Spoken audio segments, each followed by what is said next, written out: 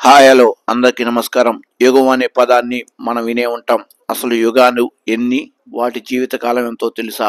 ఈ వీడియోలో అన్ని క్లుప్తంగా వివరించడం జరిగింది. ముందుగా ఒక లైక్ అండ్ సబ్స్క్రైబ్ చేసుకోండి. యుగాలు మొత్తం వచ్చేసి 4. 1 కృతయుగం, 2 త్రేతాయుగం, 3 ద్వాపర యుగం, 4 కలియుగం. ప్రస్తుతం మనం వచ్చేసి కలియుగంలో ఉన్నాం. అసలు ఒక్కొక్క యుగానికి ఎన్ని సంవత్సరాలు తెలుసా? కృతయుగం 17,28,000 సంవత్సరాలు, 2 త్రేతాయుగం 12,96,000 సంవత్సరాలు, 3 ద్వాపర యుగం 8,64,000 సంవత్సరాలు, 4 కలియుగం 4,32,000 సంవత్సరాలు.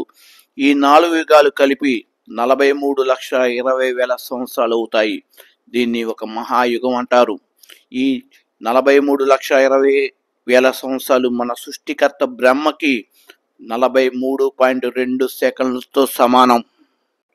ఇలాంటి మహాయుగాలు 71 కలిపితే ఒక మన్వంతరం అవుతుంది.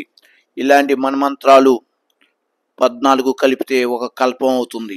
ఇలాంటి కల్పాలు 2 కలిపితే మన సృష్టికర్త బ్రహ్మకి ఒక రోజుతో సమానం. ఇలాంటివి 200 కల్పాలు కలిపితే బ్రహ్మకు 100 సంవత్సరాలతో సమానం. ఇప్పుడు ఒక్కొక్క యుగం గురించి తెలుసుకుందాం. కృతయుగం, దీన్ని సత్యయుగం అని కూడా పిలుస్తారు. ఇక్కడ ధర్మం 4 పాదాల మీద నడుస్తుంది. యుగంలో అందరూ సుఖ సంతోషాలతో ఉంటారు. యుగంలో అందరూ సత్యమే మాట్లాడతారు. అసలు ఇక్కడ కష్టం అనేది ఉండదు. ఇక్కడ మంచి కూడా 100% ఉంటుంది. యుగంలో మనిషి యొక్క సగటు ఆయుష్ 1,00,000 సంవత్సరాలు ఉంటుంది. రావణుడు కూడా యుగంలోనే జన్మించాడు. రెండోది వచ్చేసి త్రేతాయుగం. యుగంలో ధర్మం 3 పాదాల్లో నడుస్తుంది. యుగంలోనే చెడు అనేది ప్రారంభం అవుతుంది. దానికి నిదర్శనం రావణాసుడు. యుగంలో మంచి 70% ఉంటుంది. యుగంలో చెడు అనేది అక్కడక్కడ కనిపిస్తుంది. రాముడు కూడా ఈ యుగంలోనే జన్మించాడు. ఇక్కడ మనిషి యొక్క సగటు ఆయుష్ వచ్చేసి 10,000 సంవత్సరాలు. అసలు విషయం ఏంటంటే రామాయణం ఈ యుగంలోనే ప్రారంభమైంది. మూడోది వచ్చేసి ద్వాపర యుగం. ఈ యుగంలో ధర్మం 2 పాదాల్లో నడుస్తుంది. ఈ యుగంలో మంచి చెడు 2 సమానంగా ఉంటాయి. ఈ యుగంలోనే మంచి చెడు ఉంటుందతో పాటుగా శ్రీకృష్ణుడు ఈ యుగంలోనే జన్మించాడు. ఇక్కడ మనిషి యొక్క సగటు ఆయుష్ వచ్చేసి 150 నుండి 1000 సంవత్సరాల వరకు ఉంటుంది. మహాభారత యుద్ధం కూడా ద్వాపర యుగంలోనే జరిగింది. నాలుగోది వచ్చేసి కలియుగం.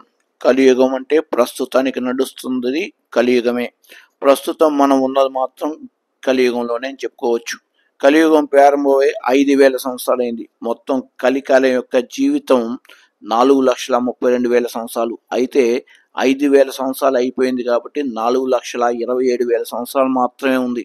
యుగంలో ధర్మం ఒక పాదం మీదే నడుస్తుంది. యుగం చెడు అనేది 75% పెరిగిపోతుంది. యుగంలో పాపాలు విపరీతంగా పెరిగిపోతాయి. యుగంలో మనిషి యొక్క ఆయుష్ కేవలం 100 సంవత్సరాలకే పడిపోతుంది. కాబట్టి ముందుగా ఈ వీడియో నచ్చితే మాత్రం ఒక లైక్ అండ్ సబ్స్క్రైబ్ చేసుకుంటారని కోరుకుంటున్నాము. Thank you one and all.